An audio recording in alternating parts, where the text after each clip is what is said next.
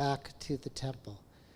And the glory of God is according to Kabbalistic commentators, the Shekinah, the feminine presence of God.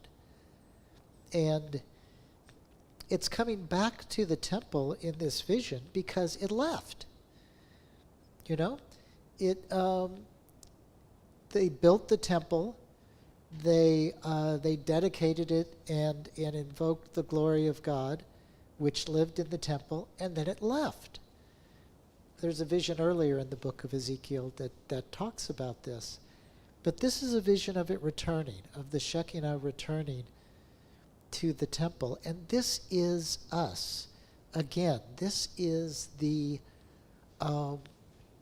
story of civilization. You know, we did not build civilization as the what we call the patriarchy these days was not an aberration or a mistake. It was an evolution. You know, we needed to move out of where we were. It was limited.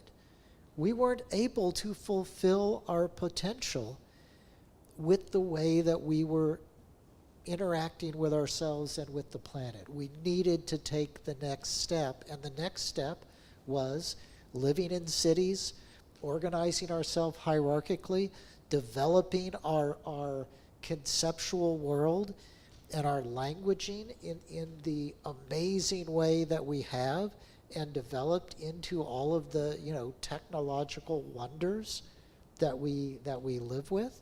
This was not a mistake. It was the appropriate movement. And the appropriate movement now is to do something else. And we're not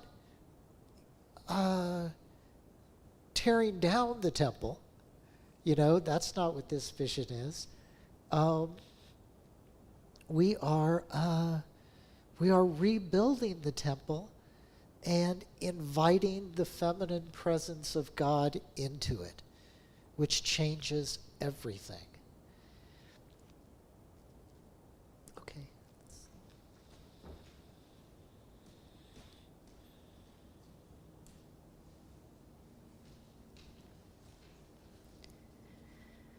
We read from the Christian tradition, San Juan de la Cruz.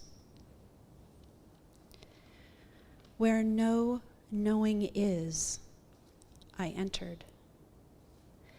Yet when I, my own self, saw there, without knowing where I rested, great things I understood there.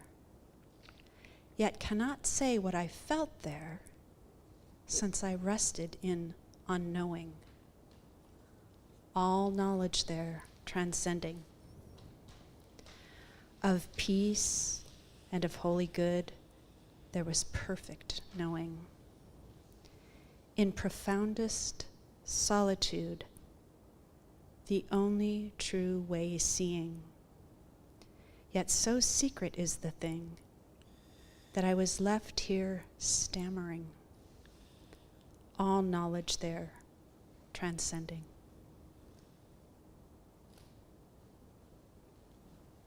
We offer to the omniscient God our reverence, our homage, and our gratitude for the light of the divine self-sacrifice.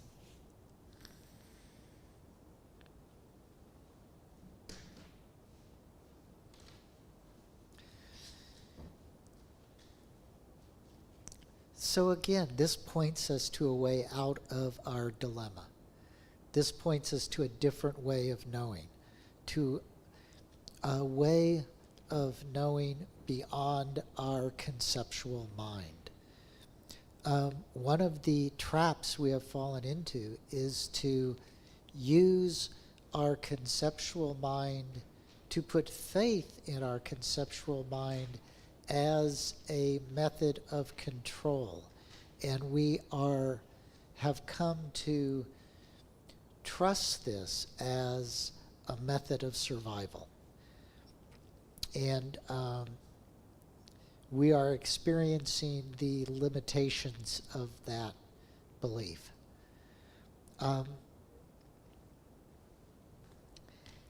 This really points to, I'd say, one of the hallmarks of the shift that we are talking about is towards a more receptive mode of being.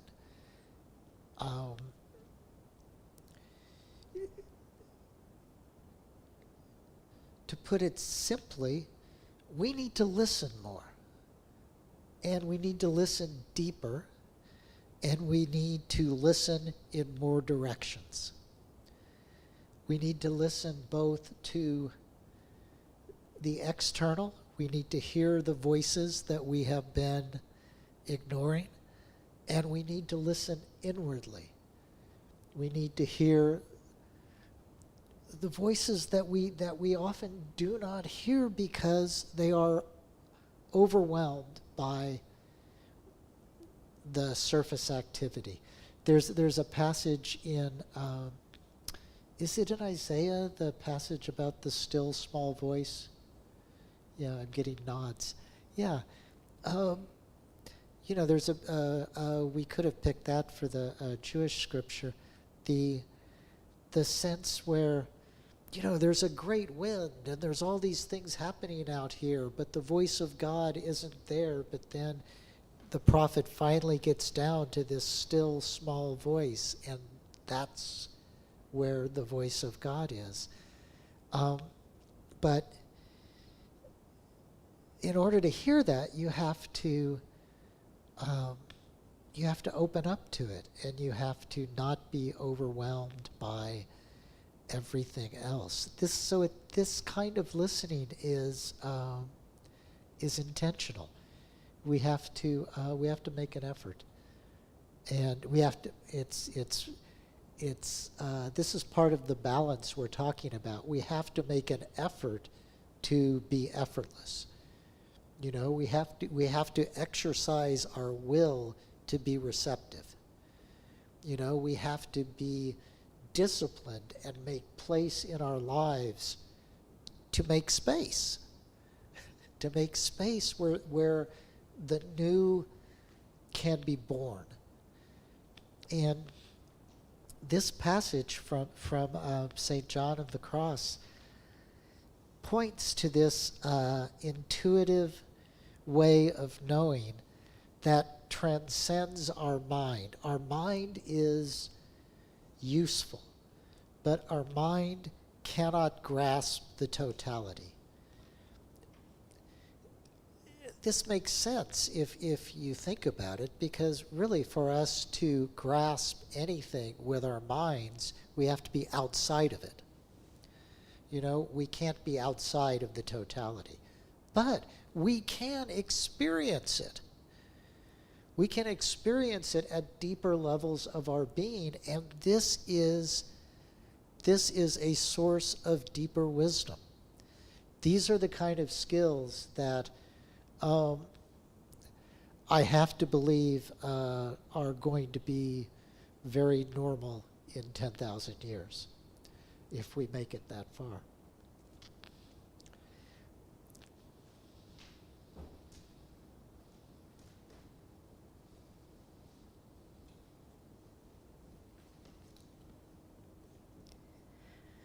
From the Islamic tradition, Sahih al-Bukhari, Beliefs, Book 2, Hadith 43. Bismillah ar-Rahman ar-Rahim. Then he further asked, "When will the hour be established?" Allah's messenger replied, "The answerer has no better knowledge than the questioner. But I will inform you about its portents. When a slave gives birth to her master, when the shepherds of black camels start boasting and competing with others in the construction of higher buildings."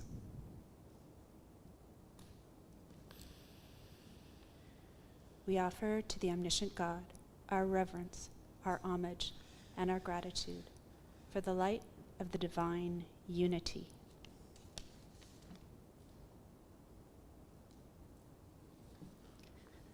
We will take a few moments of silence to reflect on what we have heard.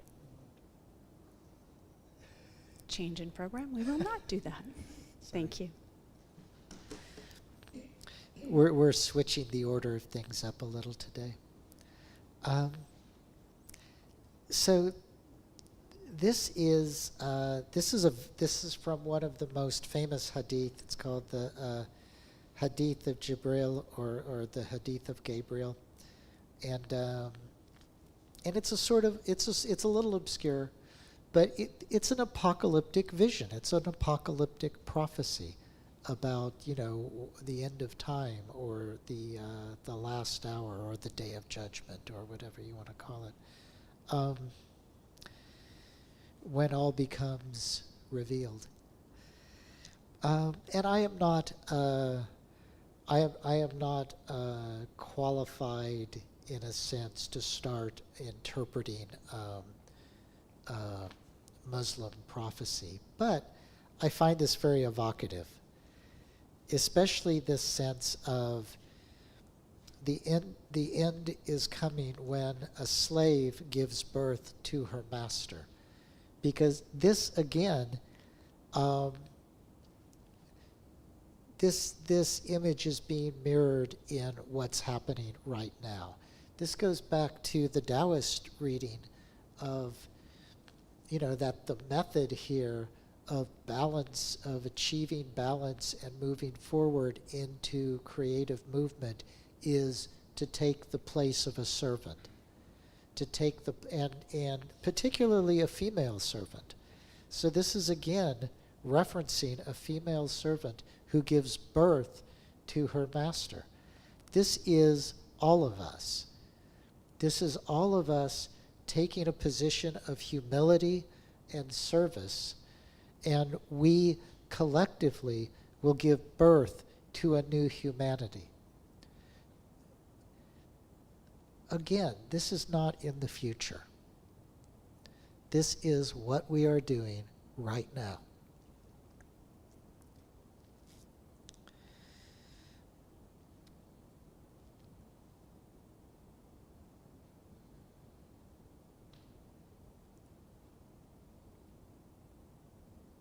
And let's have a brief period of silence now.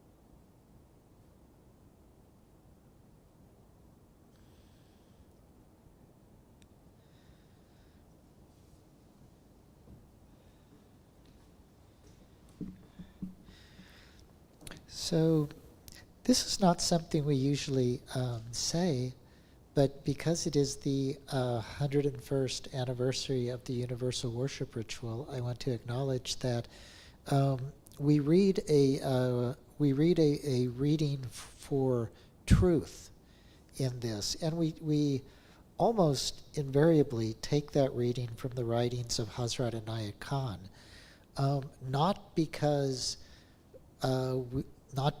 that is the pinnacle of truth necessarily, but because it is representative of all of the traditions that we cannot fit in a book on the altar. We light a flame for all these different traditions, but the traditions are practically infinite. And so we can't fit them all on. So when we light a candle for the truth, for all those known and unknown who have held aloft the light of truth, that's what this represents. Poets of great repute in all ages have always been attracted by the moon. They have not written so many lyrics about the sun, as they had more appreciation for the feminine aspect of creation. For the same reason, the crescent was the sign of the prophet. For if a prophet were not responsive to God as the crescent moon is to the sun, illumination would not come to them. It is through their response to the voice of God that a prophet receives or conceives in their spirit the message that they then give to humanity.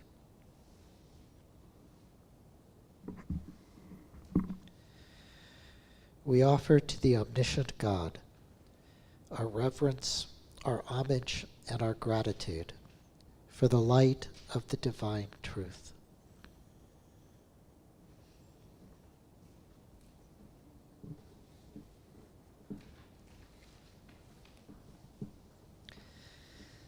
So that's the last scriptural passage that we're reading. And it really recapitulates a lot of what we've been saying. We've talked a lot about the democratization of the prophetic mission in this congregation. That, as Thich Nhat Hanh says, the next Buddha is the Sangha. That, as is often said, we are the ones we've been waiting for. It's up to all of us now to pick up the prophetic mantle. And this is our job, to be responsive to God. How do we do that? We listen to the supreme intelligence. What's the supreme intelligence? Nature on this planet. That is the voice of the supreme intelligence. I say this all the time. All spiritual experience happens through your body. Long as you're here in a body, that's how it works.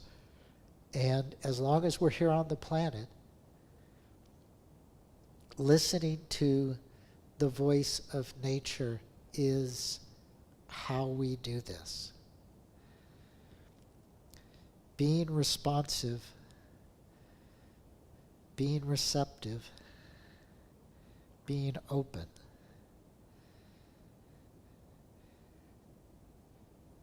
And then,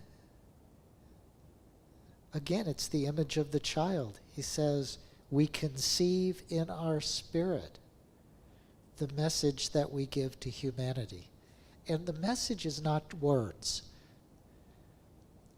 The message is in our being. The message is us radiating our being. And like the moon radiating the light of the sun, we can only do this if we are receptive.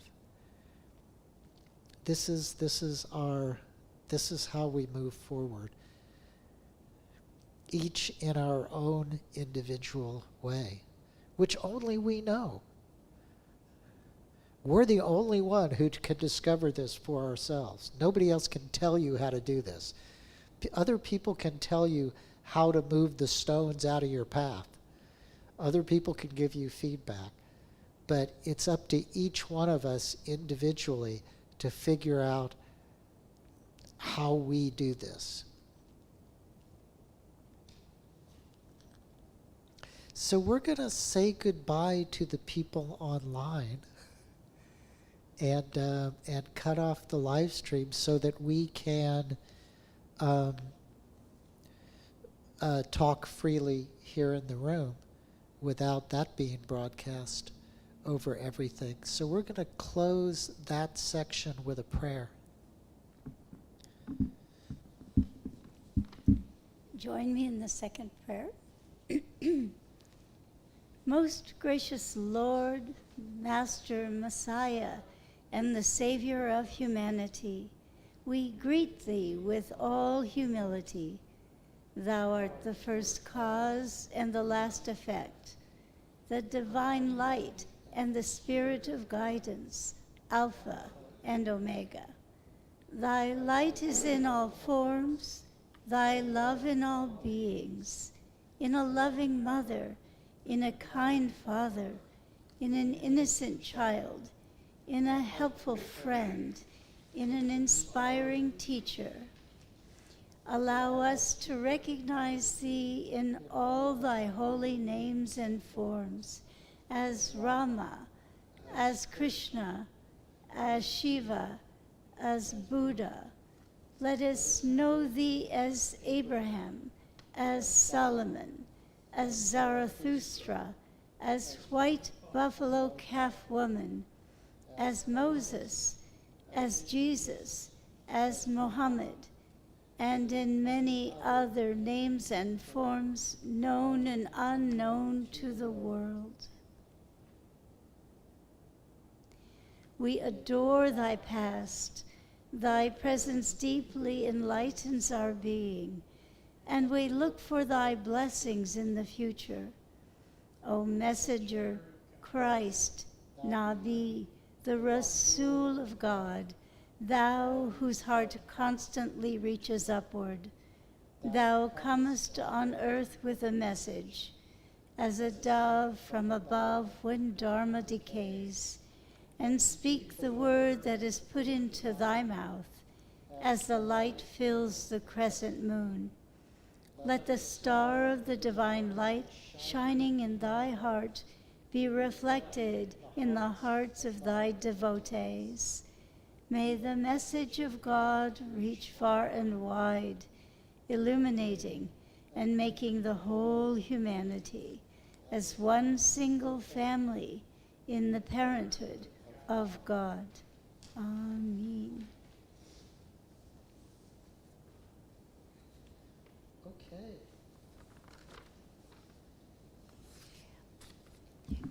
So,